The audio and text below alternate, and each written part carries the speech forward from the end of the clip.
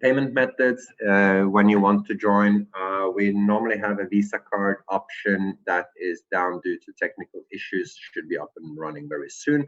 But Bitcoin and Ethereum work smoothly.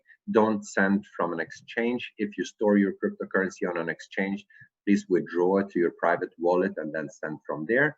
You can also pay with bank transfers, both from Europe in the form of SEPA or with Swift IBAN globally. Uh, Follow the instructions in the back office, log into your account, check under account and wire transfer. There is a detailed description and there is a specific code that you should copy in under payment instructions so the transfer is directly linked to your account.